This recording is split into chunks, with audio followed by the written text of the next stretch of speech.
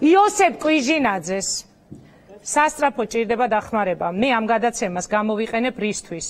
არა მარტო იმისთვის ბიუჯეტიდან რა შედეგი იქნება, არამედ მიუმართავს სრულიად საქართველოს. გინახავთ სადმე პოლიტიკურ თოქ-შოუში პატარა ბიჭი ამბობდეს, რომ მე არ მესმის რაზეა საუბარი, მაგრამ დახმარება მჭირდებაო. ძალიან გთხოვთ, თუ შეგიძლიათ მთელ საქართველოს გთხოვთ, აი ეს ბიჭი დგასდეს რეაქციაში და გქონდეთ თქვენი რეაქცია.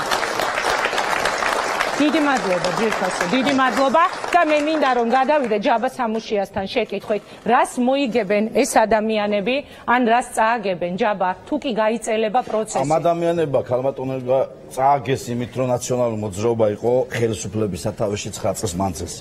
ცალ-ცალი კალოშით მოსული ხელისუფლება, რომელ ეხლა რო ვერ არჩევენ, რომელ ბანკში რა მილიონებია, აი იმაზეა საუბარი. იმაზე რომ შარავანდეთ შემოსილი მერი რომ მოვიდა. მოდი დავიანგარიშოთ. აი ესეთი ადამიანს რამდენს გაუკეთებდი ჩვენ ოპერაციას 55 მილიონი რო არ მოეპარა. არ მოეპარა. რამდენი ადამიანი დავამთავრეთ, რამდენი ადამიანის ოპერაცია გაკეთდებოდა 5 მილიონი რო არ წაეღოთ ნაცმოძრაობის აგიტატორებს დასუფთავების სამსახურიდან. დასუფთავების სამსახურიდან. არ ემაზეა საუბარი. ჩვენ ბიუჯეტზე როცა ვსაუბრობ, ჩვენ საუბრობთ სწორედ აი ამ პასუხისმგებლობაზე.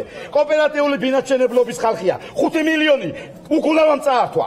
აი ამ ბავშვს ფული სწორედ უგულავამ წაართვა და მისმა გუნდმა წაართვა. 55 მილიონი ჩაიჯიბა ჯიბეში უგულავამ და მისმა გუნდმა. აი ემაზეა გონო პასუხი. და რაიმაზე შარავანდეთი რო უჭერთ უკვე შარავანდეთი ადამიანს.